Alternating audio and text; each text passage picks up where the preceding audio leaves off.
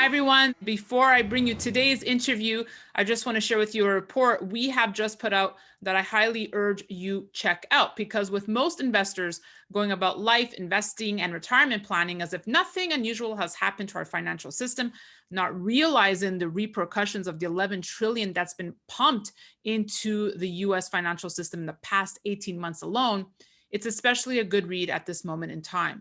At least 4 billionaires have stated publicly that Americans aren't paying enough attention to this development. And now a former Goldman Sachs banker says sooner than most people think, millions of Americans will potentially be pushed down out of the middle class, out of private retirement, and out of a decent life based on independence and privacy into a collectivist nightmare he calls financial lockdown. So find out how to protect yourself, your money, and your family with a free copy of his new report. In it, he'll show you the 4 steps he recommends that you take immediately. So if you'd like a free copy of the report, you simply have to go to 2022wakeupcall.com. Again, that's 2022wakeupcall.com. Russia's war could lead to the largest disruption ever in commodities. This is the latest warning coming from Goldman Sachs. Here to discuss with me today on Stansberry Research is Will Rhind, CEO of GraniteShares. Will, always good to have you on the show. Welcome back. Thank you so much, Daniela. Good to be back. Well, as we're talking this Friday, I mean, all the metals in the green here really, and before we, take a deep dive and look at what's happening in palladium, especially silver, gold, etc., broader window here on the horizon. Will, Goldman Sachs saying, look, this war could really have an impact on commodities overall. How do you see it? Yeah, I think we're in uncharted waters at the moment. We're not dealing with anything that we really dealt with before. We've never canceled a G7 country in the way that Russia is being canceled right now. And so we really don't know what the lasting impacts are going to be from that. And of course, we should also note that, sanctions and other measures are still ongoing. This is not finalized in any way right now. So the effect you've seen on oil prices, of gas prices, metal prices on the board, I mean, this could all change rapidly, every day, and certainly in the next few weeks. Now, if we're looking at palladium specifically, I mean, as we're speaking, rallying to a near 10-month high within striking distance of $3,000. As we know, Russia accounts for 40% of the production of palladium. Is this what's behind the rally, or is there more to the story here? No, 100%, Daniela, that this is what's driving it. They're the #1 producer of palladium in the world, and people are really just bidding up any kind of asset which Russia is producing. So we're seeing the same things happening with nickel. We're seeing the same things happening with oil, same things happening in platinum. Anywhere where Russia's involved as being either a #1 producer or a top, certainly a top 3 to 5 producer, we're seeing big impacts. And when it comes to the metals, whether you've got platinum, whether you've got palladium, one of the most significant, I think, things is that with the airspace closed, one, you've got a logistical nightmare in terms of moving that metal from its market of origin, which is Russia, certainly to Western markets, with airspace being closed to Russian planes. But also, you have the sort of perceived reputational risk of sanctions and beyond in terms of handling material that comes out of Russia. So right now, that is in my mind, is 100% reason why you're seeing palladium spiking to these highs, and also the platinum price as well on the move up. Talk to me about gold then, Will, closing in on the $2,000 mark here. How much of that is tied to a safe haven bid, or is it bigger than the safe haven bid here because of the impact it will have on inflation and potential direction of interest rate hikes? Well, I think that before war broke out in Europe, as we know, gold was on the march. Gold was going up because of inflationary fears and the volatility that we've had in the market. What I said was missing was the fear factor. In other words, people were still largely bullish on the stock market. They were buying the dips, certainly buying the dips in tech stocks. And so really thinking that the volatility that we had at the beginning of the year was largely on the back of these, perceived interest rate rises and speculation about how fast that would happen and the adjustments to the markets that we made accordingly. But what's happened now with the conflict, obviously, in Europe is it's really introduced the fear factor into the market. And as we know, gold really responds best when there's a fear factor. So you add that on top of an already increasing gold price, and you get to where we are at the moment. My only question really is, why is gold not materially higher at the moment? Because if we're seeing prices, in the palladium market at nearly $3,000 an ounce, we see nickel jumping to highs, platinum on the march, wheat going to highs, all across the board, we're talking about, if not all-time highs, we're talking about multi-year highs.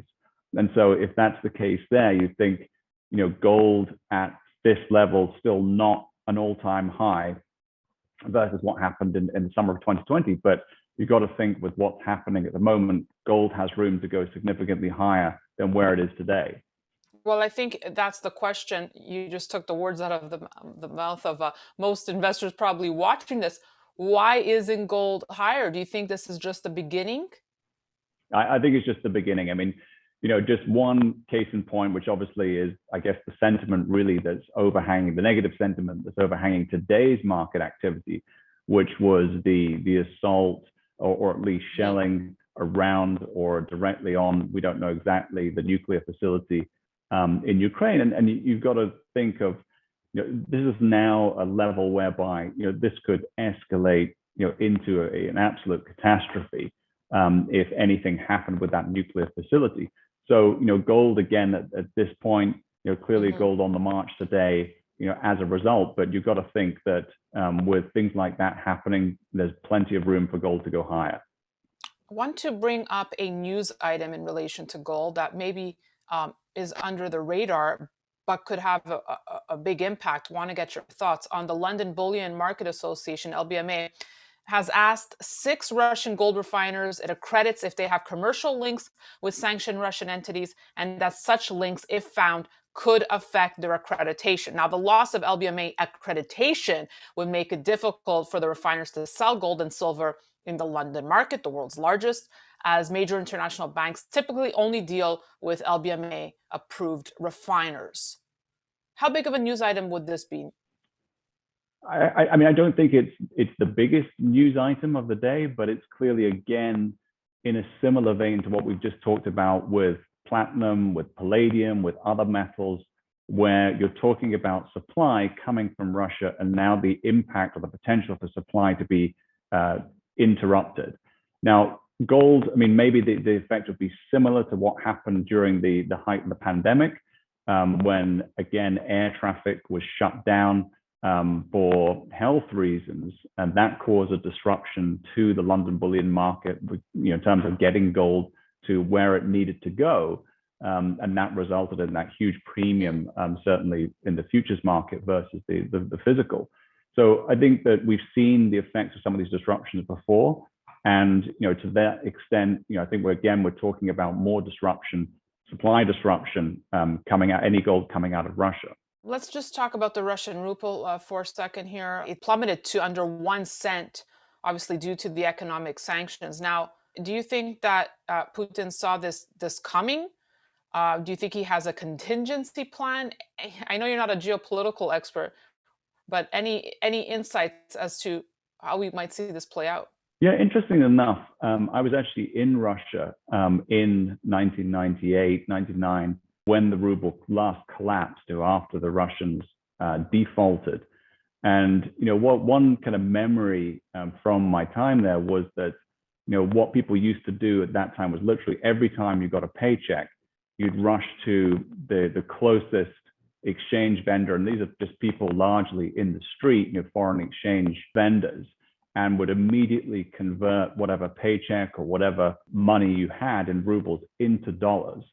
And so that's been something that is part of a life for some time, but particularly in times of crisis, you would switch those or change those rubles into dollars immediately. Now, the problem this time around, and obviously I should say that this has happened multiple times, that there have been sanctions before, but I think the big change this time is going to be the access to the dollars. And on the streets, if you can't get access to dollars, that is really what's different this time than before, where there have been sanctions, of course. They haven't been at this level where Russia effectively has been canceled as a country and locked out of the dollar market. Interesting, very interesting point. You made me think of another one, Will. Do you think we could see a Russian central bank play with their gold holdings? I think we could, and I think what we're talking about now is they have to get liquidity, and obviously from a central banking perspective, the EU has made that difficult or impossible to get hold of the EU assets. The US has locked them out of the US dollar market. So holdings of gold that they have is certainly one way that they could raise foreign exchange. Now, obviously, they have to sell that to a country that's not a euro country or a US dollar country. So China might be an obvious place that they could do that to raise some liquidity. So that's certainly something that could happen. We'll have to wait and see. Will Rhind, I appreciate you joining me on this very busy news day. Thank you so much, Will Rhind of GraniteShares. Thank you so much for having me. Always a pleasure. And thank you so much for watching. We'll have much more coverage coming your way on Stansberry Research. And don't forget to sign up for exclusive content at DanielaCambone.com. That's it for me. Thanks for watching.